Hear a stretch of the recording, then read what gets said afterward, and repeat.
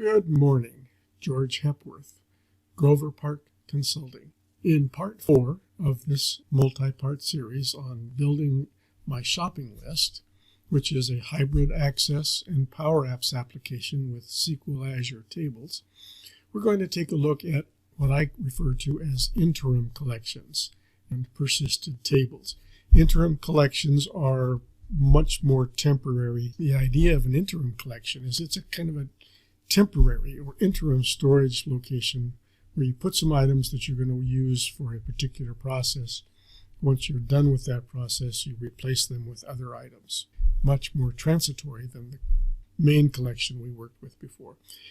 In conjunction with interim collections, we also use persisted tables in order to make it possible to work across multiple sessions with the same interim collection of data. But to put it in more technical terms, when we build the interim collection that we're going to work with right now, we also persist that data back to a temporary table in the SQL Azure database, so that if we close that session and restart, we can retrieve that same interim collection from our persisted table. Let's dive in. I've started my Microsoft 365 and opened the shopping list app, ready to work. Let's play the app and populate our interim collection for the shopping cart from the shopping list. You have to apply the filter. I'm going to pick 3 items to illustrate how the collection works. The first is going to be an item which is sold by the pound. The second is going to be an item which is sold as each. You buy 1 bagel, 2 bagels, 3 bagels, however many individual bagels you want. And the third item will be a product which is sold in packages. In this case, it's a package of pearled barley that weighs 16 ounces or 1 pound.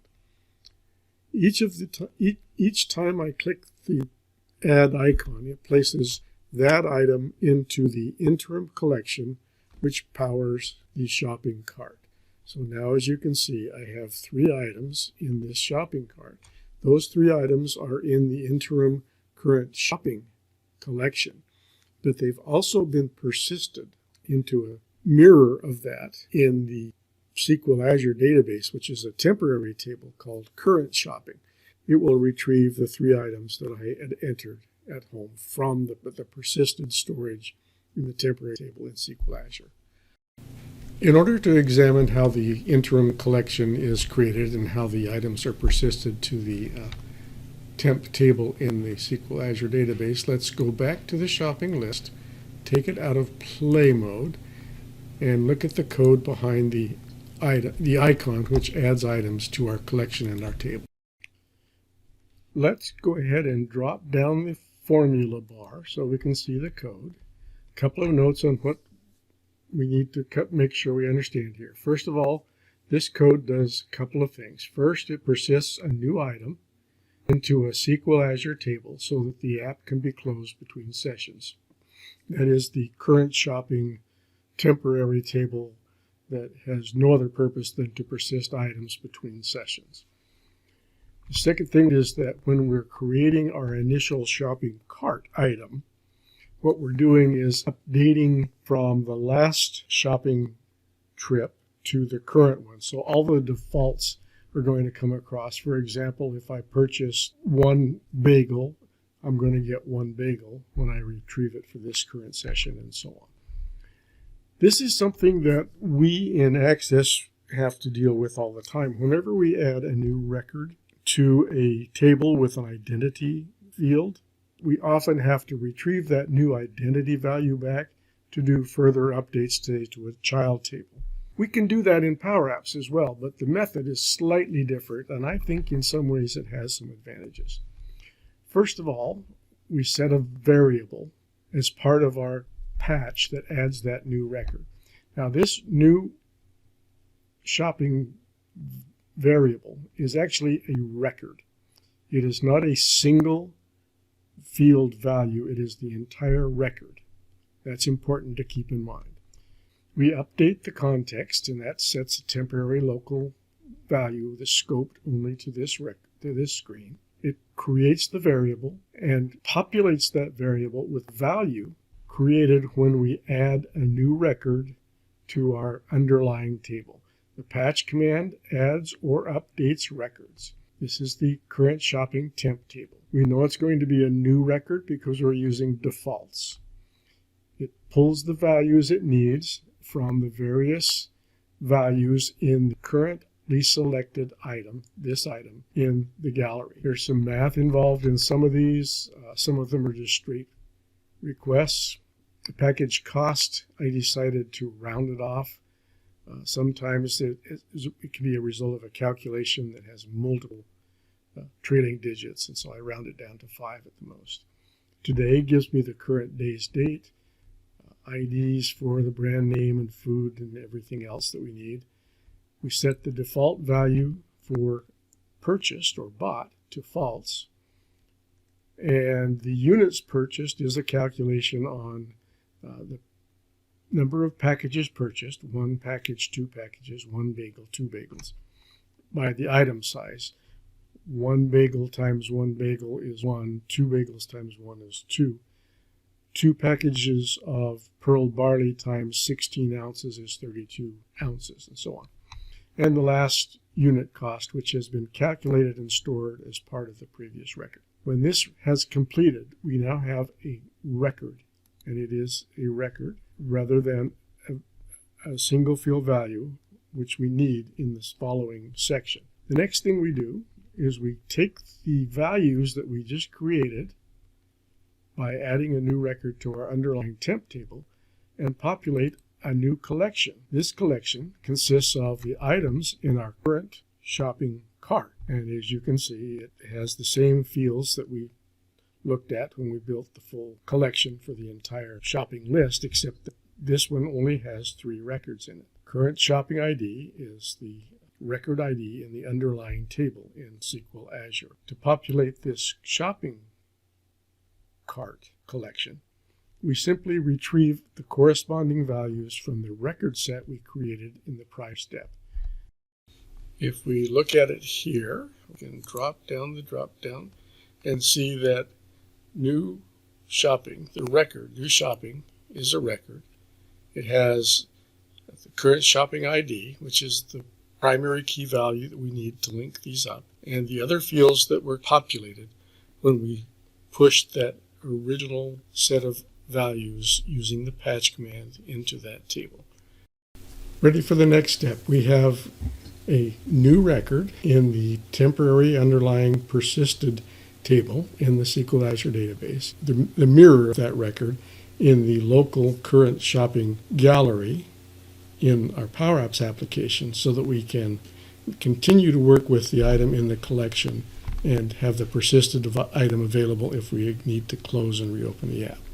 Let's look at how we use that in the shopping cart. We'll run it again, switch over to the cart, and you can see we have the 3 items available. The gallery is populated by that collection, again, the 3 items. We indicate that we're going to purchase the items using this toggle button. It has an on-check action, which runs when you toggle it from off to on. Clicking on the on-check action, which applies to the toggle button, we run this action. We drop down the formula bar to see what's going on. The first thing we do is patch or update our collection, which is a table with the 3 records in it.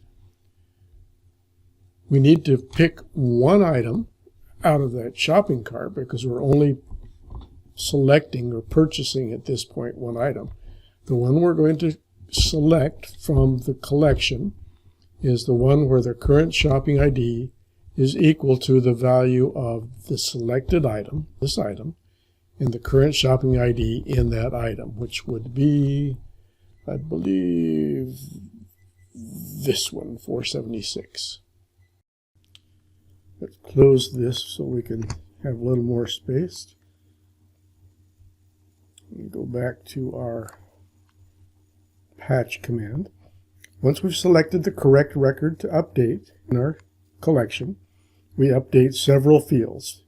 First, we change bought to true, because the action we're performing now is buying it. So we've now said it's true. We may purchase 1, 2, 3, 4, 5 packages, depending on how we feel that day.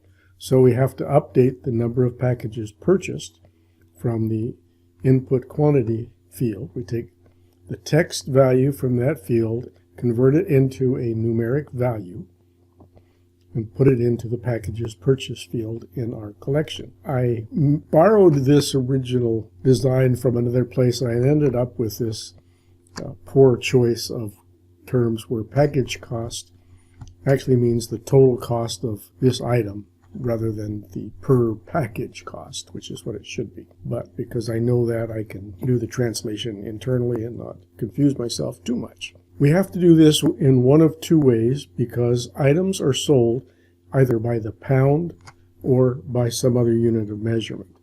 If it's sold by the pound, and serving size 11 is the pound, then we are buying one package of meat or one package of chicken or one package of fruit, which is sold with a price printed on the label on the package. But the price is determined by the number of pounds and the price per pound of that item. So in order to get a total cost for that package, we multiply the per package cost times the package size in pounds, round that to 3, and put that into the package cost. Otherwise, we just take the per package cost, which is printed on the label on the shelf below the item. A can of beans has a price. A 5-pound bag of beans has a price, because it's sold by the package, not by the quantity inside the package. Or it's priced by the package, not by the quantity in the package. In order to be accurate, we also have to know the package size. So we have a package size field, and so this can be 1 pound, 1.72 pounds, 13 ounces, 16 ounces, 32 ounces each, whatever the package size is for that particular item. The last unit cost we're going to take from a calculation, and the calculation does one of two things. If it's a per pound price, we simply take the total value of that package. As I said before, chicken has a price printed on the label, which is a calculated value of the pounds in the weight in that package times the per pound weight. And the same is going to be true for, or each, 2 is each, and that's the per package cost. If it's any other unit, then we do a different calculation. We take the per package cost. Let's say a package of pearled barley is 16 ounces, sold for $2.99. We divide that per package cost by the number of units in that package. So if it's a 16-ounce package, then we divide the package cost by 16 to get the per ounce unit price. If there is no size printed on it, for example, we're talking about bagels, which are just sold each, then we just divide the per package price by 1 to get the per unit cost. And again, we round that whole calculation to 3 decimal places. So we've got the purchased, how many packages, the package cost, the package size, and the last unit cost. This one technically I don't need to capture at this level. This is primarily for display on the screen right here. It's actually not needed internally for my record keeping, but it's nice to have it displayed on the screen. The next step is to persist those changes to the temp table in current shopping in the SQL Azure database. We perform the same lookup to get the correct record, match the shopping ID to the current shopping ID of this item selected, convert that to a numeric value. This probably isn't necessary, but belt and suspenders approach says I'm just going to make sure I've got a numeric value. Again, same calculation for purchase packages, purchased units, package cost, package size, last unit cost. and then we round that to the 3 places. So now, after I have toggled this to true, I have that item updated to reflect what I actually purchased today as opposed to the last time I purchased it, and the fact that it is now bought and not just pending. That's pretty much it as far as how we manage our record keeping to store the values into our underlying temporary record in the SQL Azure table current shopping. Let's go back now to the access side and see how we use that current shopping temp table to update my permanent records. Here's what our temporary shopping list now looks like in the access interface. This list box control at the bottom of the screen or the form has the 3 items that we just purchased, the date we purchased them, the number of packages. We bought 1 package of apples, which weighed 0.59 pounds. We bought 1 bag of, we bought 2 bagels and 2 packages of pearled barley, 16-ounce size. Package cost, as I said before, we got a little bit confused between these 2 places. The package cost is the same as the total cost when we're talking about weight. Package cost is the per unit cost for items sold as each, and the package cost is the per package cost for items sold by the ounce. If I double click the item, the automation runs to place that item into my permanent shopping record.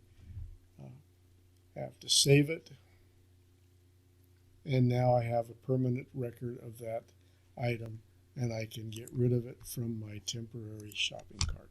At this point, it is now a series of 2, 3, 4 clicks to update my permanent shopping list, whereas before I had to hold the receipt in one hand while I copied the information off of it as I went.